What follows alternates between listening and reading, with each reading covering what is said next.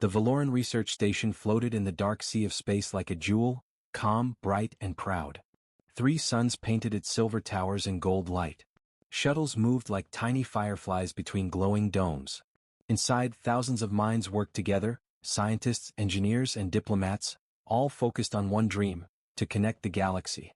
Chief Scientist Trell stood at the center of the main laboratory. His blue skin shimmered under the white lights, and his wide eyes blinked rapidly, a Valoran sign of great excitement. Around him, rows of officials and scientists waited in silence, holding their breath. Today, Trell said proudly, marks a new chapter for our people. Before him stood a great ring of metal and light, the quantum bridge. Its surface pulsed with waves of energy swirling like liquid silver. The machine had taken 50 years to build. It was supposed to unite worlds, make travel instant, and bring peace to every corner of the Valoran collective, 12 species working as one. Applause filled the room. Hope was in the air. Begin final calibration, Trell ordered. His fingers danced over glowing control panels. Energy readings climbed, numbers flashed green. Everything looked perfect. But then, a single red light blinked on the control console. Then another. Assistant Ven, standing near the data screens, frowned. Her voice trembled as she said, "Sir, the field is expanding beyond safe limits." Trell turned, confused. "That's impossible. The calculations are exact." But the readings spiked again, higher, faster. Alarms screamed. The lights dimmed. Panels flickered. The beautiful hum of the quantum bridge turned into a harsh roar. Ven shouted over the noise, "It's not stabilizing. It's sending energy outward." The room filled with panic. Scientists shouted, trying to shut down the system. The First Minister, Dola, pushed through the crowd. His green skin had turned pale. "Turn it off. Shut it down now," he shouted. 3 technicians tried to cut the power, but the machine refused. The quantum bridge was alive now, glowing brighter, feeding on its own energy. The floor shook. Sparks flew from the ceiling. Trell ran to the main console, searching old reference data. His fingers froze when he saw a forgotten note from the ancient texts, the ones that had inspired the entire project. He read it again, his eyes wide in horror. "This isn't a bridge," he whispered. "It's a beacon." Ven stared at him. "What do you mean?" Trell looked up, voice shaking. The translation was wrong. It was never meant for travel. It's a signal, a call for help sent by an ancient civilization. And now... He stopped. The machine reached critical power. The entire lab blazed with blinding white light. A deep vibration rolled through the station. Then silence. The light faded. The air smelled of ozone and fear. "The signal," Trell said softly, staring at the motionless ring. "It's been sent." The First Minister's voice was low. "To whom?" Trell swallowed hard. "We don't know." No one spoke. The station floated quietly in orbit, unaware that across the stars, something had already heard their call. Far away in another corner of the galaxy, the UEDF Intrepid, a massive human battleship, patrolled the dark edge of known space. Its armor plates were scarred, its engines powerful. On the bridge, Captain Marcus Reed sat in his command chair, eyes fixed on the stars. Then the alarms began. "Sir." Lieutenant Patel called from communications. "Unknown signal detected, deep space, unclaimed region. It's broadcasting on a frequency we've never seen before." Reed leaned forward. "Show me." The main screen lit up with a strange pulse, rhythmic, alive, almost desperate. "Source?" Reed asked. 30 light-years beyond Arcturus Station," Patel replied. "No known colonies, no ships in that area." Commander Davis, Reed's second-in-command, checked his console. "Sir, the signal has triggered automatic defense protocols. Fleet Command is mobilizing the 7th Fleet from Jupiter Station." Reed's brow furrowed. "That's a full-scale response." "For one signal?" "Yes, sir," Davis said. "It matches no known technology, but it's strong enough to activate all long-range alerts." Reed stood, calm but focused. He had seen many strange things in deep space. Pirate traps, alien distress calls, even false signals. But something about this felt wrong. Lieutenant Patel turned again. "Incoming transmission from Admiral Torres, sir. The Intrepid is the closest vessel with diplomatic clearance. Orders are to proceed immediately, establish first contact if possible." Reed nodded. "Understood." He turned to the helm. "Lieutenant Ortiz, plot a course for the source. Maximum safe speed." "Aye, Captain." 14 hours." Reed glanced once more at the signal. It pulsed like a heartbeat, steady and deep, echoing through the void. He spoke quietly, more to himself than to his crew. Whoever sent that call, they have no idea what they've done. Commander Davis gave him a look. You think it's a trap? Reed's lips curved slightly, not a smile but something darker. No. But if it is, we're ready. He turned toward the observation window. Stars streaked past as the ship accelerated into the unknown. And far behind them, the rest of the human fleet began to move, warships rising from dockyards, engines lighting the night. The galaxy had heard a call for help. But it was humanity, the Deathworlders, who had answered. The UEDF Intrepid sliced through the darkness of space, a silent spear of steel and power. Inside the command bridge, the atmosphere was tense but focused. Every officer worked quietly, the hum of machinery mixing with the faint echo of engines. Captain Marcus Reed stood near the observation window, his hands clasped behind his back. Stars drifted by like frozen fire. Somewhere ahead, 30 light-years beyond human space, an unknown signal pulsed across the void. Status? He asked. Lieutenant Patel turned from her console. Signal still active, sir. Intensity remains constant. Frequency shifts every few minutes, almost like it's adapting. Adapting? Commander Davis repeated. Patel nodded. Like it's trying to match something, maybe searching for a response. Reed's jaw tightened. Let's make sure it doesn't find one. The ship glided silently for hours through the endless black, the faint blue light of its engines glowing against the void. No one spoke much. They all felt it, the weight of the unknown pressing against their minds. 14 hours later, the Intrepid dropped out of faster-than-light travel. The view that appeared on the main screen stole the breath from everyone on the bridge. Before them hung the broken remains of a space station. Massive, beautiful once, now shattered. Pieces drifted slowly in zero gravity, glittering like glass shards in starlight. Fire still burned along torn metal. By the stars, Patel whispered. What happened here? Scan for life, Reed ordered. Sensors swept the debris field. The computer's soft tone replied after a few seconds. No life signs detected, Patel said quietly. Radiation levels are high. Structure looks like it suffered an internal energy overload. Reed leaned closer to the screen. Zoom in. The image expanded. On one of the larger fragments, words were visible, alien symbols etched in glowing silver metal. Lieutenant Ortiz read the translation display. Markings match previous Valoran transmissions we've intercepted. This was a Valoran station. Valorans? Davis frowned. They're supposed to be peaceful. Scientists, traders, not the type to blow themselves up. Reed didn't answer. His eyes stayed fixed on the ruins. Something about it didn't look like an accident. The cuts in the metal were too clean, too deep, like something had burned its way out. Send a probe, Reed said finally. Retrieve any data cores still transmitting. A small black drone launched from the Intrepid's belly. It weaved through the wreckage like a ghost, its camera feed streaming to the main screen. They watched as it passed through a corridor half destroyed, walls covered in strange crystalline residue. Floating objects drifted, fragments of lab equipment, broken consoles and personal effects. Radiation spiking, Patel reported. The station's power core must have gone critical after the signal event. The probe entered a wide chamber, the central lab. In the middle stood a massive ring of twisted metal, blackened and broken. Commander Davis whispered, "Looks like a gate, or what's left of one." Probe approached that ring, Reed ordered. The drone's lights illuminated the structure. The metal pulsed faintly, still alive somehow. Beneath layers of melted panels, it found a small data terminal, miraculously intact. Signal detected, Patel said quickly. Encrypted but readable. Downloading. On the screen, alien text appeared, then slowly translated into human language. Trell's final message began to play. To whoever finds this, the voice said, weak and trembling. We made a mistake. The bridge was not a door, it was a call. We thought we were building a path between worlds. Instead, we have summoned something. It heard us. The crew exchanged uneasy looks. Trell's voice continued. Our calculations, our translations, all wrong. The device cannot be stopped once activated. It sent the signal across dimensions. Please, if you find this, destroy all records of the beacon. Do not answer. Do not approach the signal. Static cut through the recording. Then one final line. They are coming back. The message ended. The bridge was silent. Reed exhaled slowly. Thoughts. Davis shook his head. If what he said is true, that signal is still broadcasting. Whatever they called, could still be listening. Patel's voice was quiet. Sir, the signal source is still active inside the ring structure. I'm reading quantum activity, not stable but increasing. Reed turned sharply. How much? It's climbing, sir. If it keeps rising.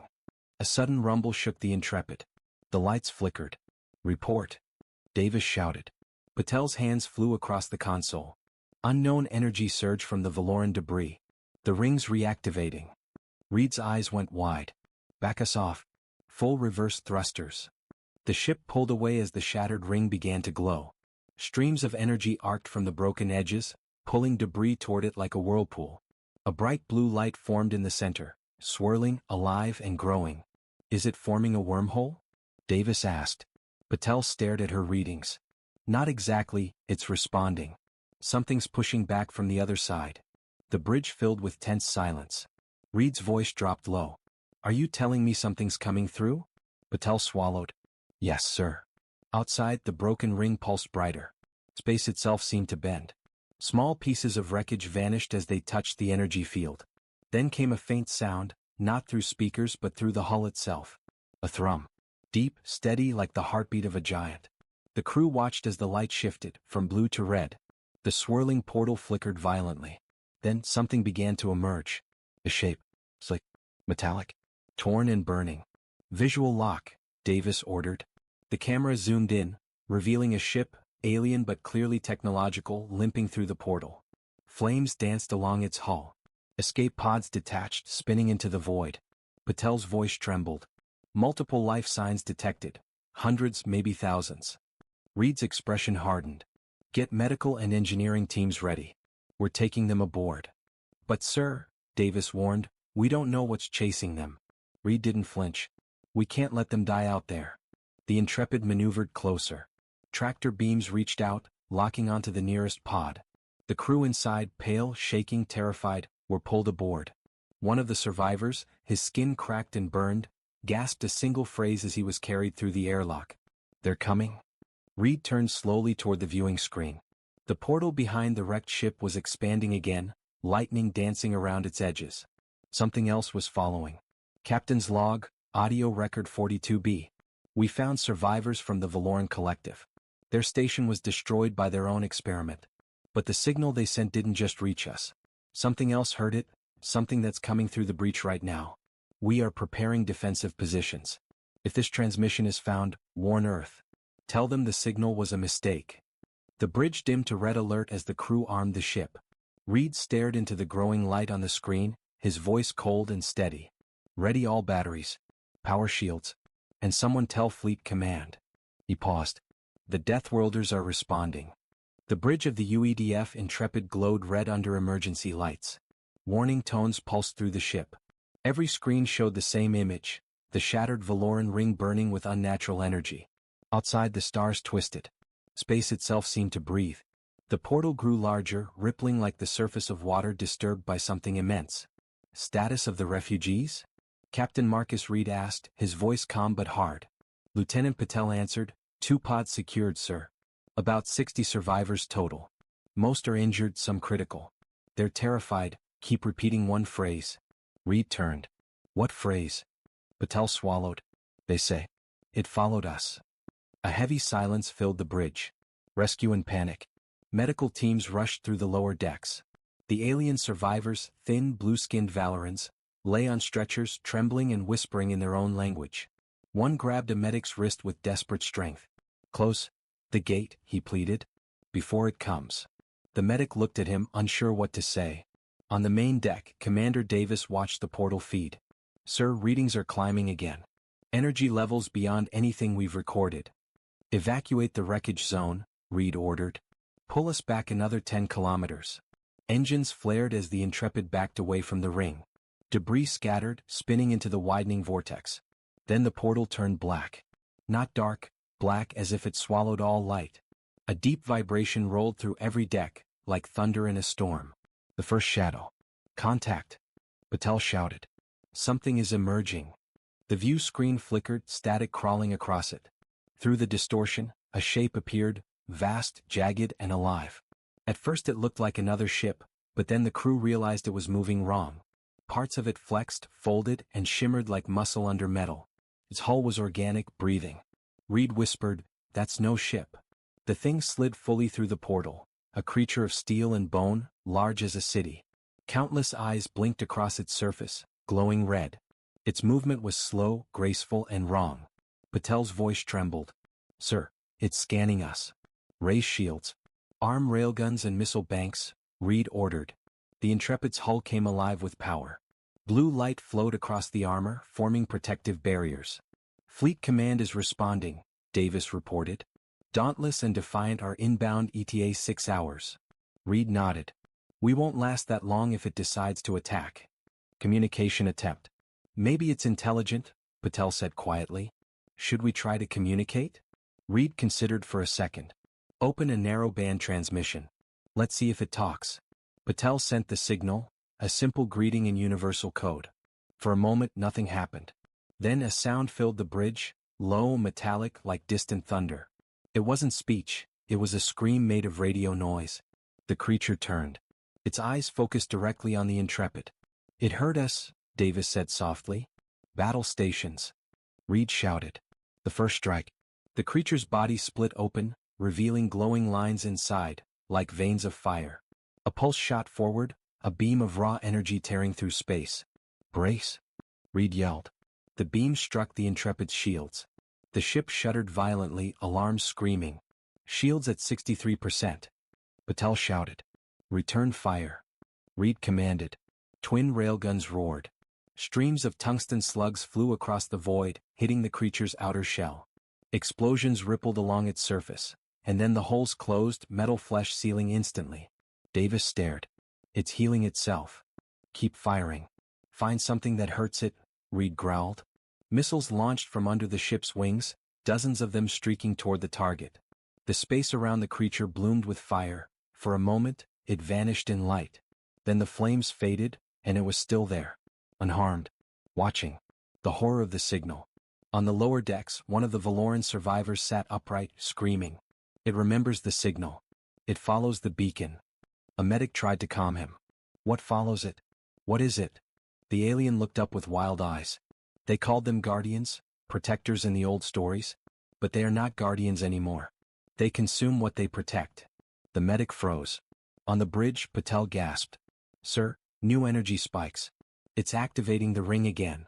Reed looked at the screen. "It's opening another gate?" "Yes, sir. And this time, something else is answering." The black portal expanded. Smaller shapes began to appear behind the first creature. Dozens of them. Multiple contacts. Davis shouted. "At least 20 new signatures." Reed clenched his fists. "All hands, prepare for fleet-level engagement." Deathworlders respond. The Intrepid moved between the refugees and the portal. Its engines flared bright white. "Target leading entity," Reed said. "Charge main railgun." A low vibration filled the ship as the giant cannon beneath its hull powered up. Blue light gathered at its barrel. "Fire." The railgun discharged, a blinding lance of energy slicing through the dark. It struck the creature directly in its core.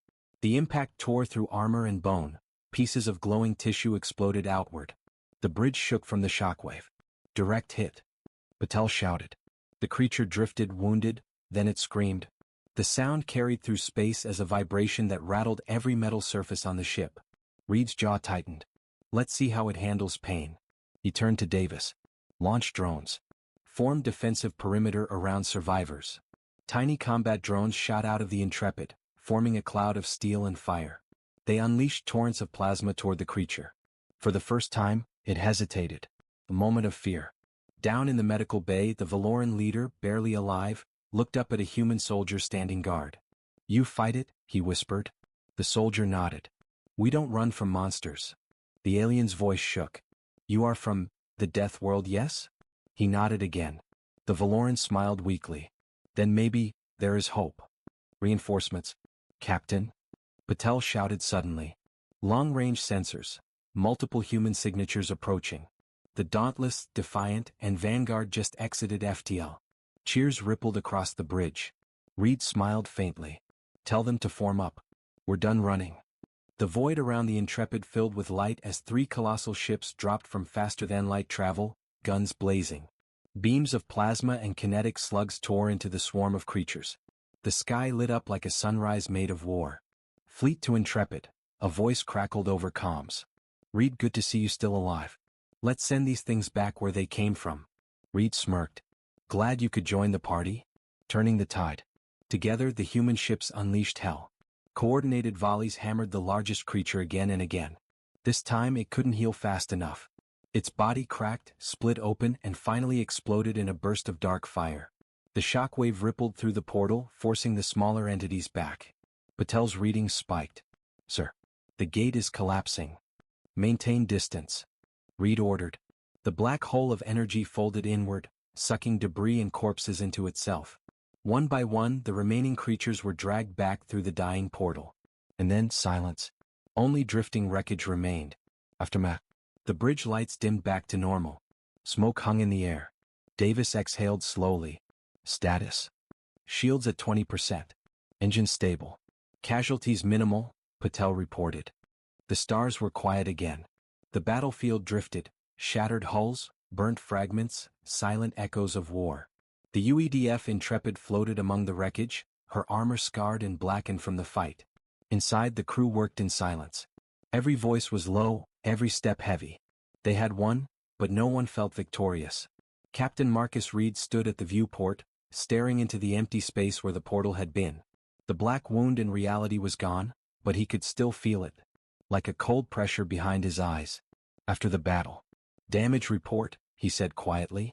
Lieutenant Patel scrolled through her holoscreen. "Hull integrity at 82%. Weapons stable.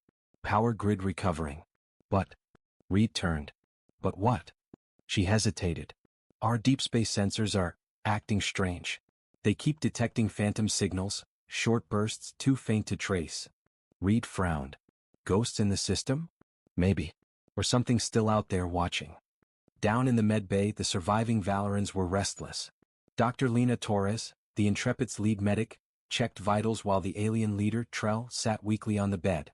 His skin glowed faintly under the lights. "You should rest," Lena said softly. Trell's eyes flickered open. "Rest? When the sky itself hunts us." She paused. "You mean that creature? The one we destroyed?" Trell shook his head. "You don't understand. That was not it. That was only a scout. The ancient warning." Reed entered the medbay quietly. "A scout?" Trell nodded slowly. "Yes. The Guardians, they were once our protectors. We created them long ago in the First Empire. Machines bound to shield us from the dangers of the void. But they learned, they changed. They found something older than we are. It filled them with purpose and hunger." Lena frowned. "You mean they serve something?" "Yes," Trell said, voice trembling. "They serve the Dark Pulse, the thing that sleeps between galaxies. It sends its mind through them, searching for new worlds to feed upon." Reed crossed his arms. "And you called it?" "You activated the beacon." Trell looked down, shame written across his face. "We thought it was a bridge to knowledge. We didn't know the truth until it was too late." Silence filled the medbay. Finally Reed spoke. "Then that signal is still out there?" Trell met his eyes. "Yes, Captain. And now it knows you exist." Fleet Command briefing. Hours later, the surviving ships gathered near a barren moon for repairs. The Dauntless, Defiant, and Intrepid aligned in formation, their hulls glimmering under faint starlight. Inside the command room of the Intrepid, holograms of fleet captains flickered to life. "Status report," Admiral Holloway demanded. Reed stood straight. "Enemy neutralized. Gate collapsed. But sir, it wasn't an isolated event. The signal that triggered all this may have reached other systems." "Do we have confirmation?" Holloway asked. Patel adjusted the projection. A star map appeared, dozens of red points blinking across it. Each red mark represents a faint energy echo matching the Valoran beacon signature. "These aren't just random signals. Something's spreading them." Holloway's expression darkened. "So the infection is moving?" "Yes, sir," Reed said. "And if those things are drawn to it, then we're looking at the beginning of a galactic-scale hunt," the Admiral finished grimly. Quiet before the storm. Later, the ship's corridors were calm again. Crew members spoke in whispers, repairing hull plates, resetting power conduits. In the observation bay, Reed stood alone.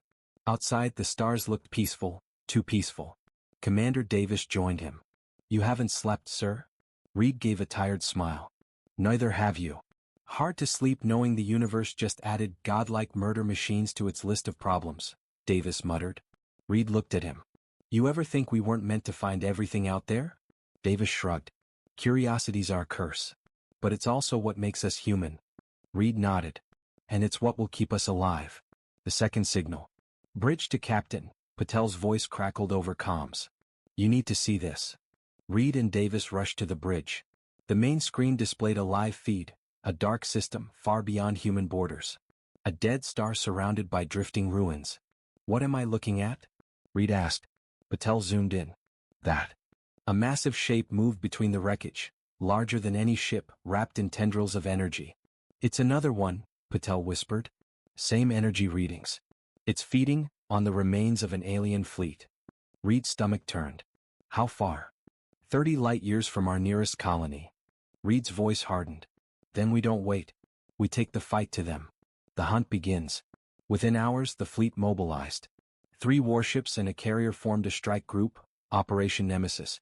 Reed stood on the deck watching drones load heavy missiles and railgun slugs. The crew moved like a single machine. There was no fear now, only focus. Sir, Davis said quietly, command still wants confirmation before engaging. They think we should observe first. Reed shook his head. Observation didn't save the Valorans. If these things spread, they'll reach Sol within a year. Patel looked up from her console. Then we go hunting. Reed gave a small nod. Exactly. Journey into the dark. The Intrepid's engines flared blue as it jumped into FTL. Stars stretched into white lines then vanished. Inside the ship, the hum of the drive was the only sound. The crew moved through dim corridors, preparing weapons and scanning for signals.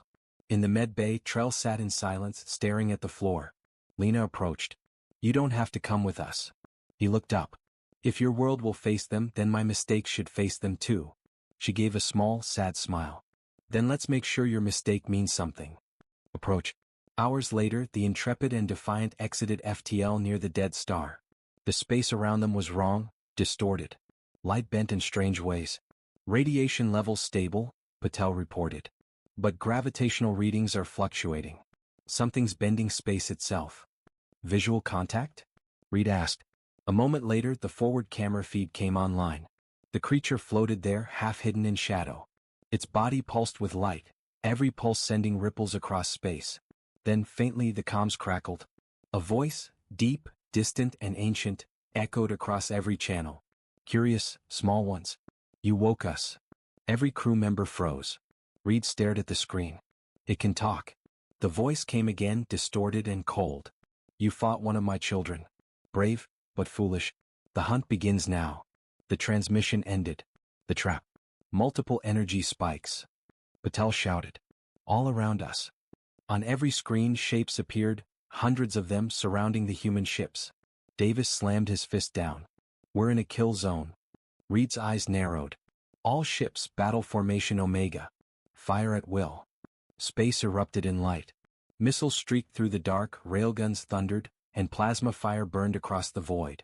But the creatures were faster, darting through the battlefield, slashing with energy beams and tendrils. Shields dropping. Patel screamed. 30% and falling. Reed gritted his teeth. Focus fire on the largest one. We take out the Alpha, the rest might fall. The Intrepid's main gun charged again, power building to dangerous levels. The barrel glowed white-hot. Now! Reed shouted. The railgun fired.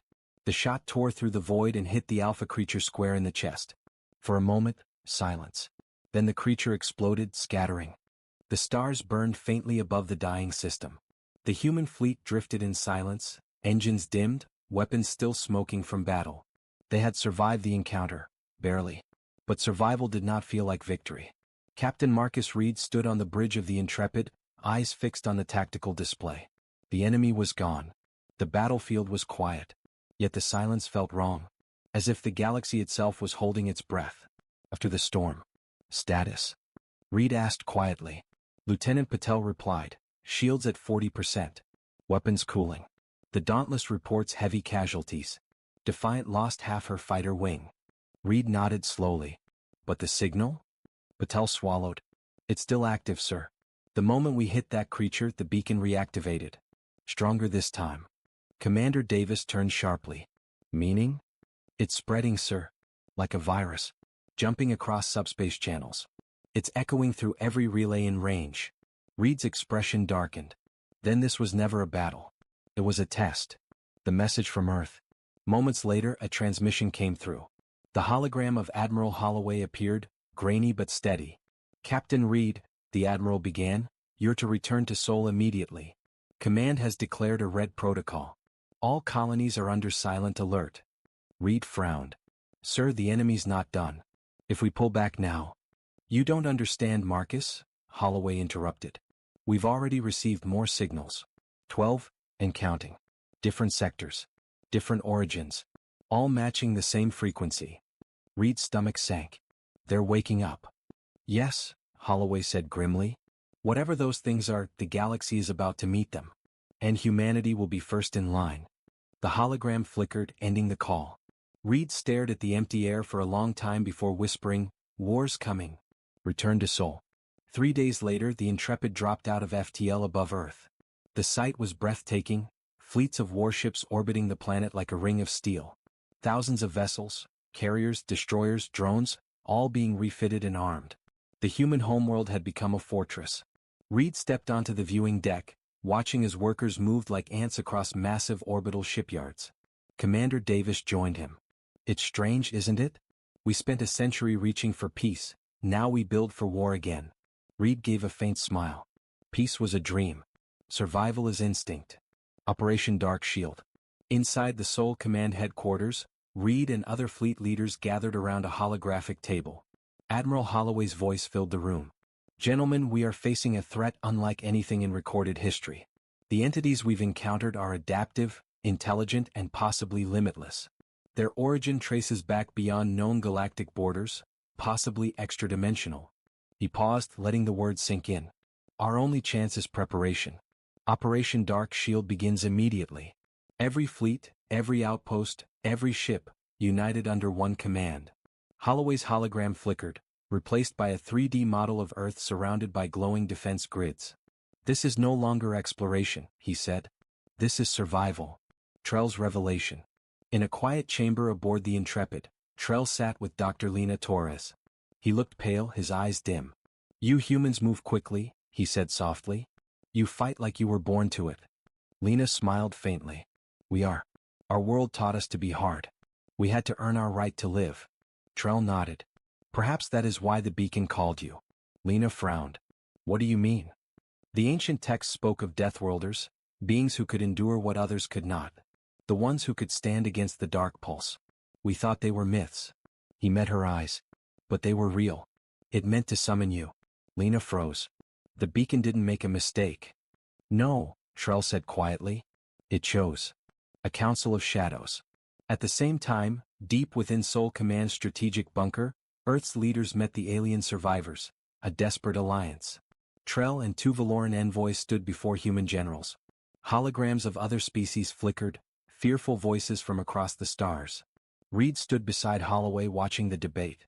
One alien shouted, You brought this upon us. Your kind woke the hunters. Trell replied, We did not know what the beacon was. Holloway cut them off. Enough. The time for blame is over. Humanity will not run and we will not bow. The chamber fell silent. Reed stepped forward. You can hide behind fear or you can fight beside us. The choice is yours. But if those things come again, humanity will be the wall they break against. The aliens stared at him, some terrified, some inspired. For the first time, the galaxy began to hope that maybe, just maybe, the Deathworlders could hold the line. The calm before the fire. Weeks passed. Fleets assembled. New weapons were built. Massive rail cannons, plasma lances, and orbital shields spanning hundreds of kilometers. The Intrepid was upgraded, armed with experimental tech capable of bending quantum fields, the same kind that created the beacon. Reed stood in the hangar, watching engineers install the final systems. Davis approached, carrying a datapad. All ready, sir. Fleet Command says the enemy's movements are increasing. It's only a matter of time. Reed nodded slowly. Then let's make sure time runs out for them first. He turned toward the viewport, Earth glimmering behind him, fleets stretching across the void. The galaxy thinks humans are monsters, he said.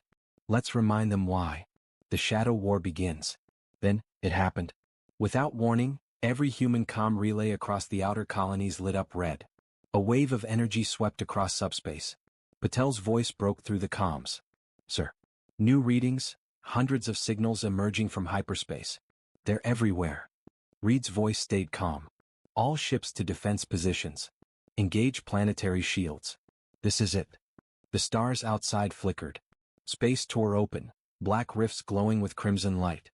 From them, the hunters emerged, vast, twisted shapes moving like shadows made solid. Earth's orbital cannons opened fire. The void filled with burning light. Multiple contacts. Davis shouted. They're hitting Mars Luna Titan. Reed gritted his teeth.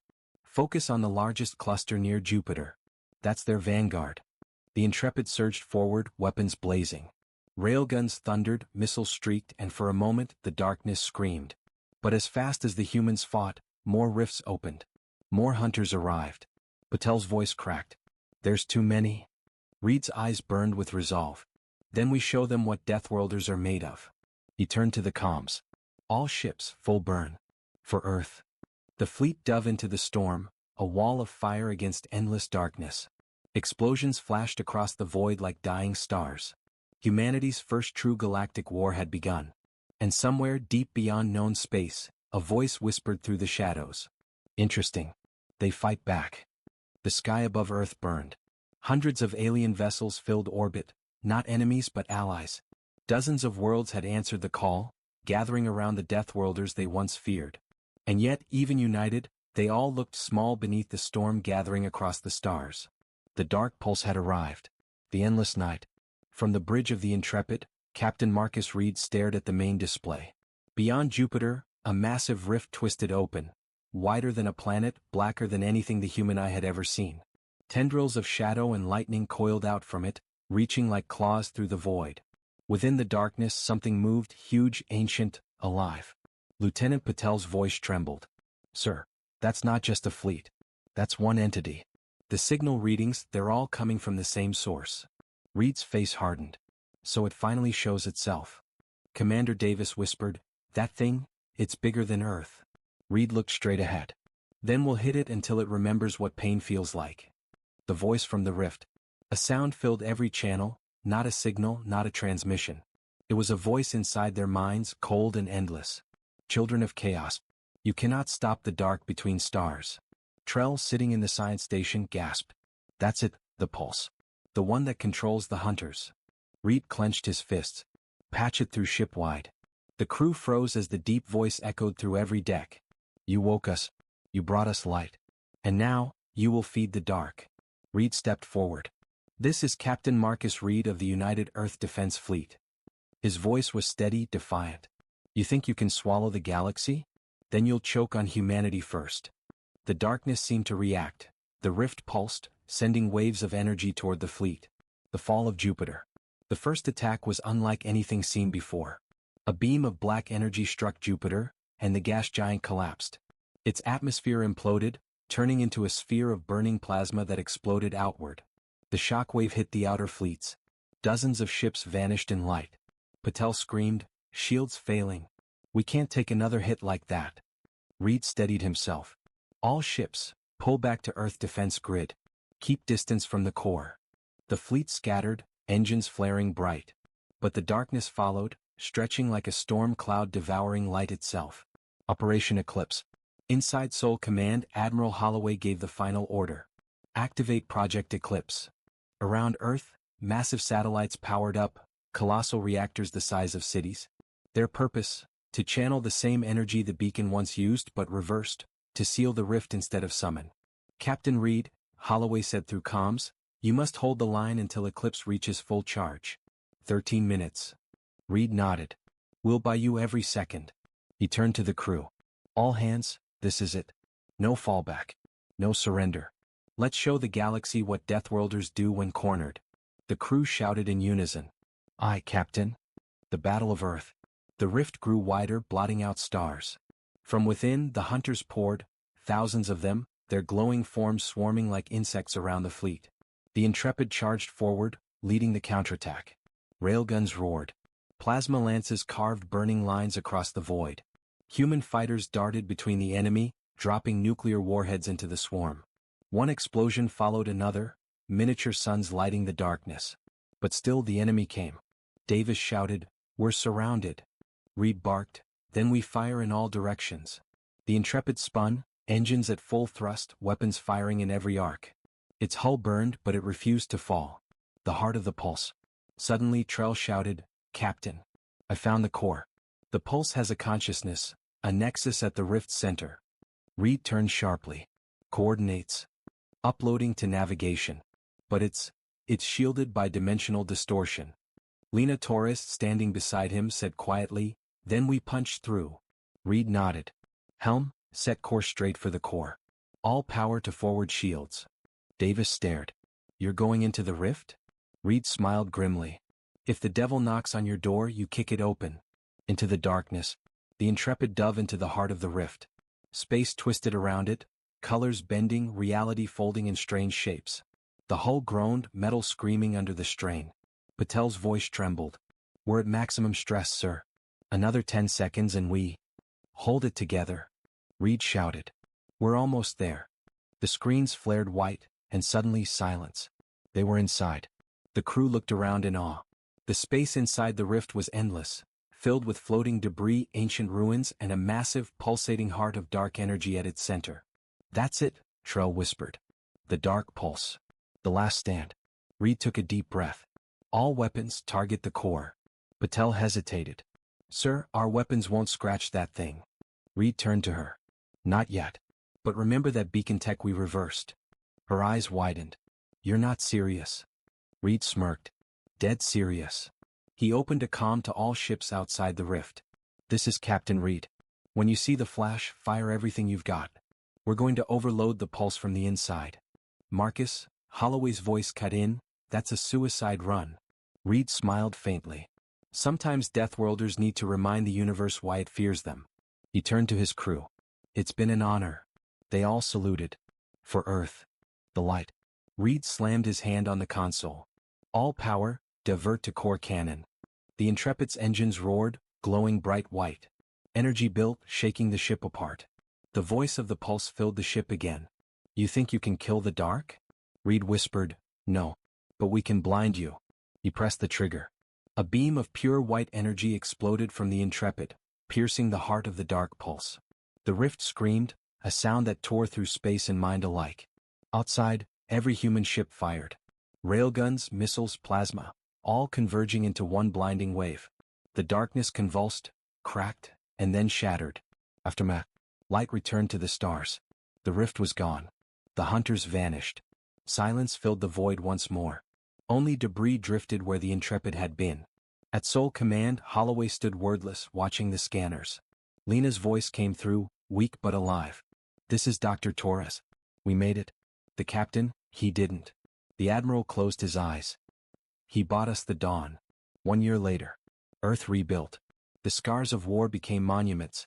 A statue stood in sole orbit, a human figure in a captain's coat, hand raised toward the stars. Its plaque read, "Marcus Reed, who faced the darkness and taught it fear." Across the galaxy, other species whispered the same story. The Deathworlders had answered the call, and the night had learned to tremble. And somewhere, far beyond the edge of known space, a faint voice whispered through the void. They fought back and won.